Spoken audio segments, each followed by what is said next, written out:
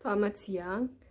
Yang terhormat Bapak Erik Nugraha, SEMAK, selaku dosen mata kuliah Akuntansi Sosial dan Lingkungan, dan juga teman-teman sekalian yang kami banggakan.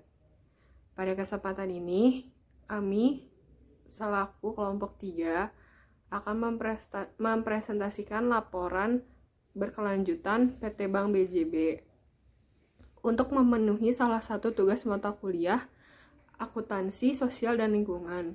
Pertama-tama, saya akan memperkenalkan anggota kelompok 3, yaitu saya sendiri, Fitra Nur Fauziah, Ahmad Kamil Hanafi, Stefani, Cindy Prawidia, Onel Lisman Zebua, dan Muhammad Fadil Awanda.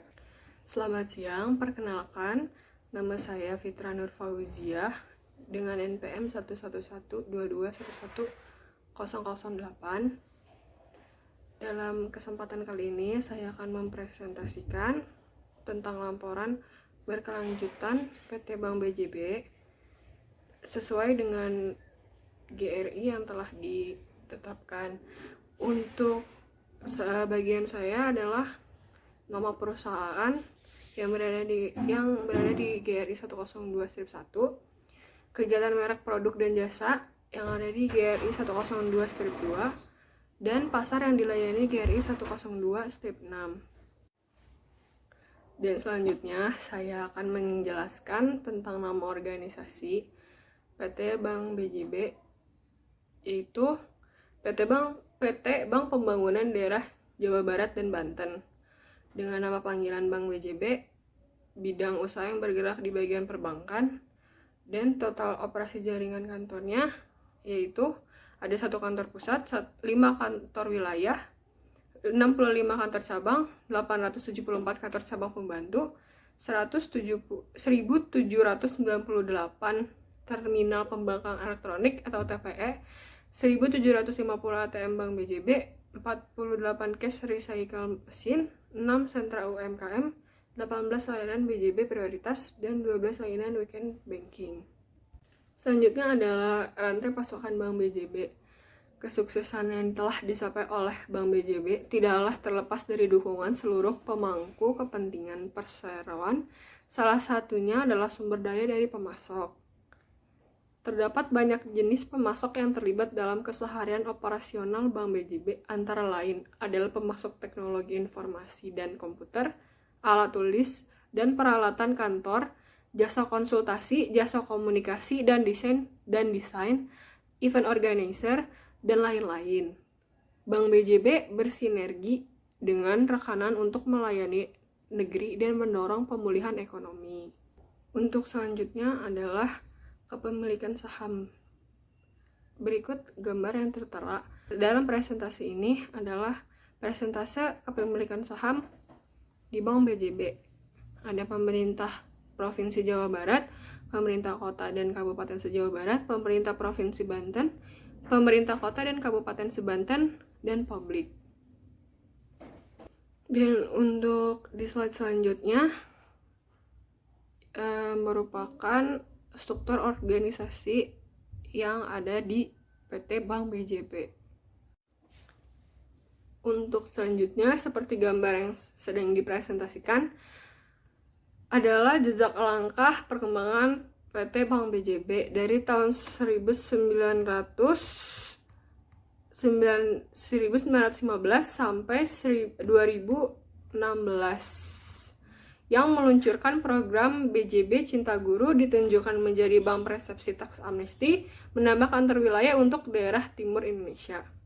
Untuk selanjutnya akan dipresentasikan oleh Ahmad Kamil Hanafi. Baik, terima kasih untuk Fitrah. Dan sebelumnya perkenalkan, nama saya Ahmad Kamil Hanafi dengan NPM 11122111061. Di sini saya akan menjelaskan tentang skala organisasi 102-7, yaitu terdiri total pegawainya itu ada di angka 7.535 orang. Selanjutnya laba bersihnya yaitu sampai 2018 miliar. Selanjutnya pendapatan bersihnya 13,21 triliun. Total liabilitas yaitu 137,96 triliun. Dan total ekuitasnya 13,08 triliun. Selanjutnya saya akan menjelaskan tentang pasokan Bank BJB 102 strip 9. Kesuksesan yang telah dicapai oleh Bank BJB tidaklah terlepas dari dukungan seluruh pemangku kepentingan perseroan. Salah satunya adalah sumber daya dari pemasok.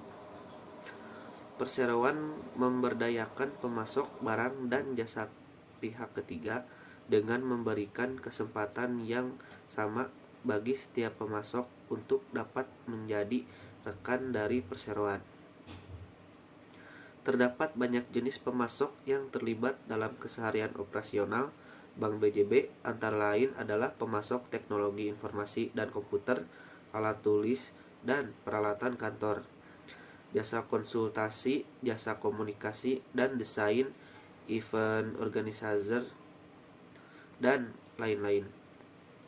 Pada masa pelaporan, tidak terdapat perubahan secara signifikan terkait dengan ukuran, struktur, kepemilikan, atau rantai pasok Bank BJB. Bank BJB bersinergi dengan rekan untuk melayani negeri dan mendorong pemulihan ekonomis.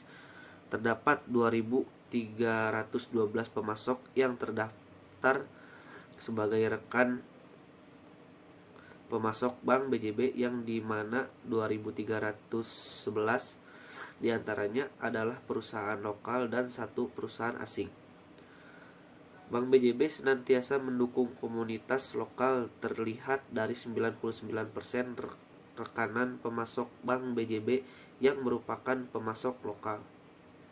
Keanggotaan asosiasi, organisasi maupun asosiasi memiliki peran yang penting bagi suatu perusahaan, baik dari segi bisnis maupun sosial. Hal itu mendorong Bank BJB untuk berperan aktif dalam keanggotaan organisasi atau asosiasi, terutama di Indonesia. Aktifnya Bank BJB pada keanggotaan diharapkan dapat memperluas pengetahuan tentang perkembangan lingkungan bisnis, mengembangkan hubungan bisnis, dan memperkuat eksistensi perseroan. Selain itu, Bank BJB mendapatkan informasi terkini terkait isu-isu material yang terjadi di Indonesia, terutama mengenai topik-topik berkelanjutan seperti environmental, sosial, dan governance (ESG).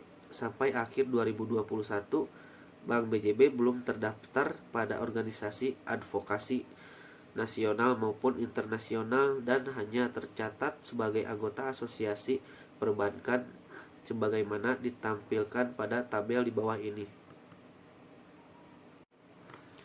Baik, di sini bisa kita lihat nama-nama asosiasinya dari Bank BJB.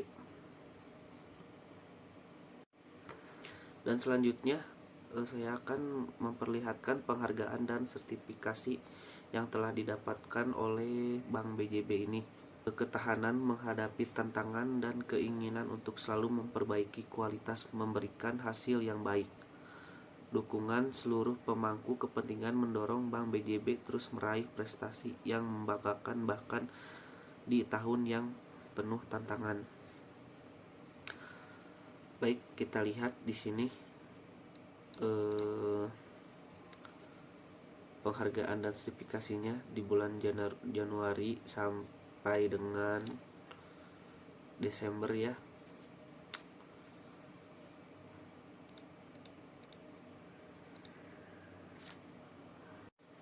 Oke, terima kasih atas waktunya. Selanjutnya akan dilanjutkan oleh Stefani. Assalamualaikum warahmatullahi wabarakatuh. Perkenalkan, nama saya Stefani dengan NPM 11122111066. Di sini saya akan menjelaskan tentang GRI 301, yaitu membahas topik tentang material. Nah, input yang digunakan untuk membuat dan mengemas produk dan jasa sebuah organisasi dapat berupa material tak terbarukan. Contohnya seperti mineral, metal, minyak gas, atau batu bara. Atau ada juga material terbarukan, contohnya seperti kayu atau air. Nah, material terbarukan dan material tak terbarukan ini dapat terdiri dari material input mentah atau material input dari daur ulang. Standar ini mencakup pengungkapan dan pendekatan manajemen dan pengungkapan topik spesifik. Hal ini ditetapkan dalam standar sebagai berikut. Yang pertama, pengungkapan pendekatan manajemen. Bagian ini merujuk pada GRI 103. Selanjutnya, pengungkapan 301, material yang digunakan berdasarkan berat atau volume. Selanjutnya, pengungkapan 3012, material input dari daur ulang yang digunakan. Dan yang terakhir ada pengungkapan 3013, produk reclaimed dan material kemasannya. Nah, di sini juga ada pengertian pengungkapan pendekatan manajemen. Pengungkapan pendekatan manajemen ini adalah penjelasan naratif tentang cara suatu organisasi mengelola suatu topik material, dampak terkaitnya, serta harapan dan kepentingan yang wajar dari pemangku kepentingan. Organisasi apapun yang mengklaim laporannya telah disiapkan sesuai dengan standar GRI diwajibkan untuk melaporkan pendekatan manajemennya untuk setiap topik material, serta melaporkan pengungkapan topik spesifiknya untuk topik-topik tersebut. Nah, oleh karena itu standar topik spesifik ini dirancang untuk digunakan bersama dengan GRI 103, yaitu pendekatan manajemen untuk memberikan pengungkapan penuh dari dampak organisasi. Selanjutnya ada GRI 3011 yang membahas tentang material yang digunakan berdasarkan berat atau volume. Di dalam GRI 3011 ini ada persyaratan pelaporannya, yaitu organisasi pelapor harus melaporkan informasi berikut. Yang pertama, berat atau volume total material yang digunakan untuk memproduksi dan mengemas produk dan jasa utama organisasi selama periode pelaporannya berdasarkan satu, material tak terbarukan yang digunakan, dan yang terakhir 2, material terbarukan yang digunakan. Nah, aplikasi Knowledge Management System atau bisa disingkat juga KMS secara menyeluruh di Bank BJB dengan mobile apps adalah komitmen Bank BJB agar seluruh pegawai dapat mengakses ketentuan baik melalui intranet maupun internet. Nah, KMS ini telah dikembangkan dengan skop sebagai berikut. Yang pertama ada update matrix access management system. Yang kedua, perluasan object management system. Yang ketiga, penyempurnaan desain atau user interface atau UI aplikasi. Yang keempat, fitur guest access. Yang kelima, fitur registrasi kebijakan dan prosedur. Nah, dan yang ada juga yang terakhir, fitur monitoring dan evaluasi kebijakan dan prosedur. Nah, perseroan juga melakukan kerjasama dengan pihak ketiga untuk mendaur ulang limbah kertas bank.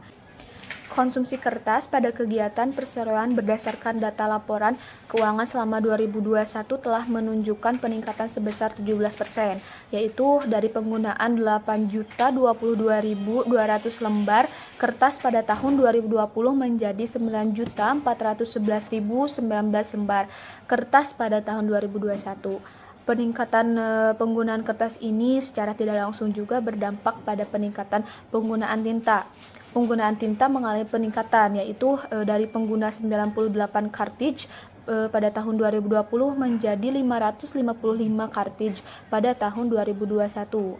Sepanjang tahun 2020, Bank BJB telah mengupayakan penghematan kertas dengan menerapkan gerakan paperless dan digitalisasi. Namun penggunaan kertas tetap diperlukan dalam operasional bank. Grafik penggunaan dan emisi ditampilkan pada gambar berikut. Nah, jadi bisa kita lihat pada gambar berikut ada penggunaan kertas.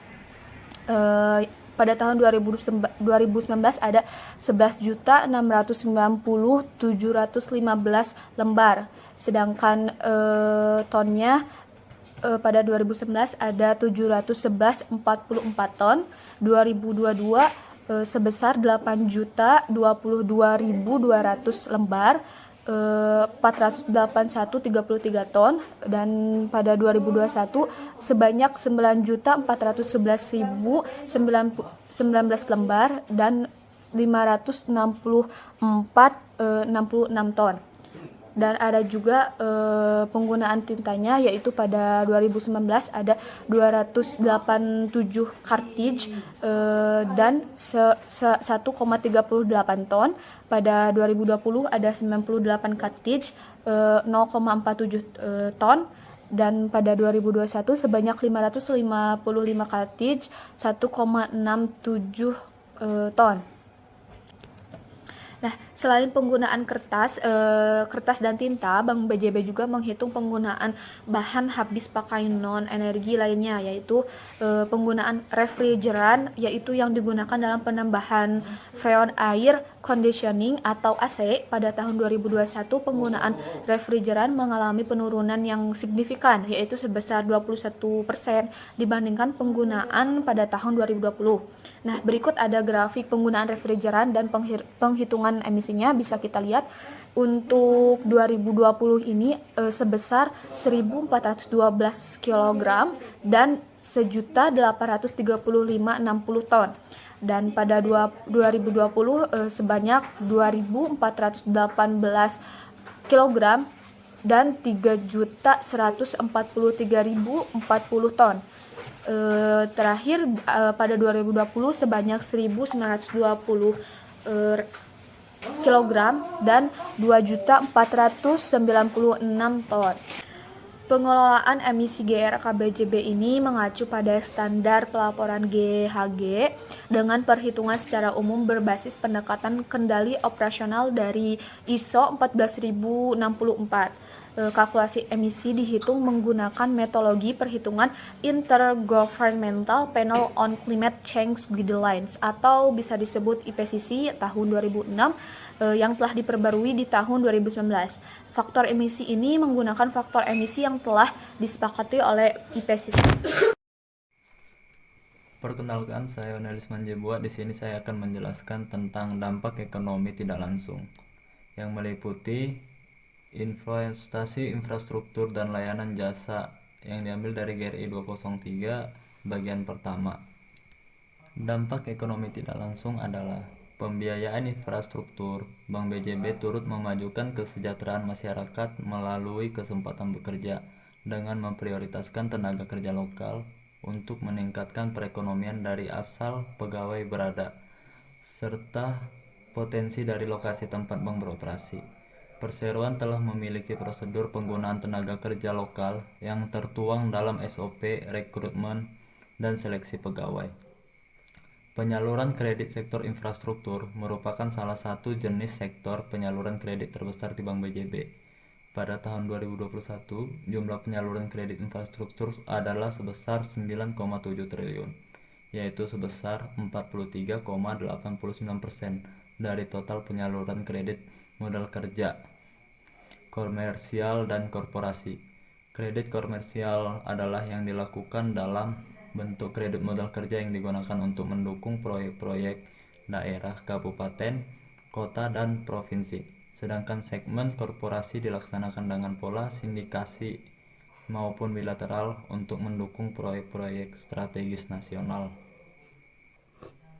Salah satu penyaluran kredit infrastruktur bersifat komersial berdampak signifikan adalah proyek overpass Tegal Gede, jembatan dan jalan yang berada di Kabupaten Bekasi, dan debiturnya adalah PT Bona Jati Mutiara dengan jumlah pembiayaan sebesar 5 miliar rupiah.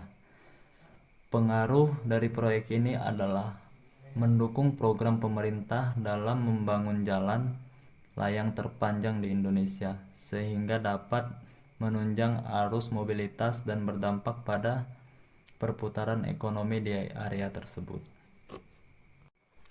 Selanjutnya adalah komunikasi dan pelatihan tentang kebijakan dan prosedur anti korupsi. Organisasi pelapor harus melaporkan informasi seperti berikut ini, yaitu jumlah dan persentase total anggota badan tata kelola yang telah dikomunikasikan oleh organisasi mengenai kebijakan dan prosedur anti korupsi yang diuraikan berdasarkan wilayah. Dan yang kedua adalah jumlah dan persentase total karyawan yang telah dikomunikasikan oleh organisasi mengenai kebijakan dan prosedur anti korupsi yang diuraikan berdasarkan kategori karyawan dan wilayah. Dan yang ketiga adalah jumlah dan persentase total mitra bisnis yang telah dikomunikasikan oleh organisasi mengenai kebijakan dan prosedur anti korupsi yang diuraikan berdasarkan jenis mitra bisnis dan wilayah, menjelaskan apakah kebijakan dan prosedur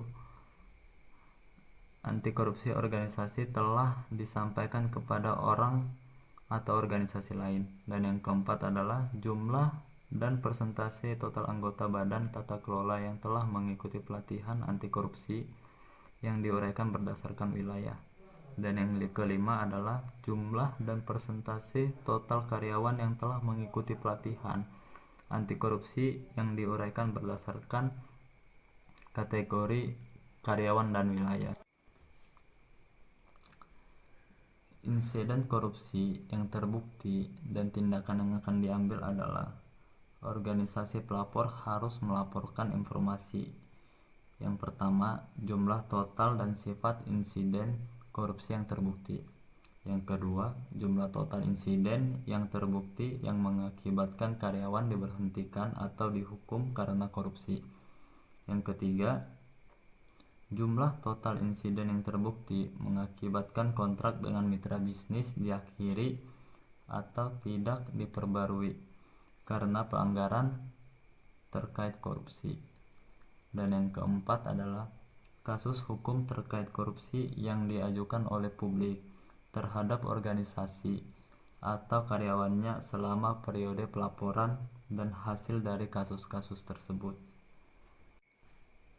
Namun sejauh ini belum ada terdapat insiden korupsi yang terbukti oleh pegawai dan mitra bisnis Bank BJB, serta tidak terdapat kasus hukum terkait korupsi yang diajukan publik selama periode pelaporan selama tahun 2021. Sanksi yang diberikan kepada pegawai sebanyak 99 orang, dan jenis pelanggaran ini dibagi menjadi berat, sedang, dan ringan yang merupakan kasus di luar korupsi. Assalamualaikum warahmatullahi wabarakatuh. Perkenalkan, nama saya Cindy Prawidia dengan NPM 11122111056. Di sini saya akan menjelaskan tentang konsumsi energi dalam organisasi dalam GRI 302.1. Konsumsi energi dalam organisasi, kegiatan operasional perbankan memerlukan penggunaan energi seperti energi listrik untuk mendukung kegiatan operasional perkantoran dan bahan bakar untuk kendaraan operasional. Kegiatan operasional perbankan tidak menggunakan energi secara berlebihan dibandingkan dengan sektor bisnis lainnya. Namun, Bank BJB menyadari bahwa perseroan memberikan dampak bagi pemanasan global dan dari kegiatan di lingkungan kegiatan operasionalnya. Perseroan pemandangan penting akan isu ini akan menjadi topik sebagai salah satu materialitas perseroan. Sedangkan untuk pemakaian genset digunakan ketika terjadi kerusakan jaringan listrik nasional dan perseroan tidak menjual listrik yang diproduksi dari genset kepada pihak lain. Perseroan tidak menggunakan bahan bakar dari sumber daya terbarukan dan data penggunaan bahan bakar didapatkan dari data laporan keuangan perusahaan. Latar belakang untuk beberapa organisasi, listrik adalah salah satunya bentuk signifikan dari energi yang mereka konsumsi. Bagi yang lain, sumber daya energi seperti uap, air, dan lain-lain yang disediakan dari pabrik pemanasan di listrik atau pabrik air dingin juga. Air dingin juga dapat menjadi penting bagi sebuah perusahaan. Energi dapat dibeli dari sumber daya di luar organisasi atau diproduksi oleh organisasi itu sendiri. Sumber bahan bakar tak terbarukan dapat mencakup bahan bakar untuk pembakaran di boiler, tungku pemanas, turbin, flare, insinerator, generator, dan kendaraan yang dimiliki atau dikendalikan oleh organisasi. Sumber bahan bakar tak terbarukan mencakup bahan bakar yang dibeli oleh organisasi. Sumber bahan bakar tak terbarukan ini juga mencakup bahan bakar yang dihasilkan oleh kegiatan organisasi seperti batu bara, tambang, atau gas dari minyak dan ekstraksi gas. Selanjutnya, konsumsi energi di luar organisasi dengan GRI 302/2. Konsumsi energi di luar organisasi, persyaratan laporannya organisasi pelapor harus melaporkan informasi sebagai berikut. Yang pertama, konsumsi energi total di luar organisasi dalam joule atau kelipatannya. Untuk terkait intensitas pemakaian energi tidak langsung disampaikan dalam satuan per pegawai sebagai berikut.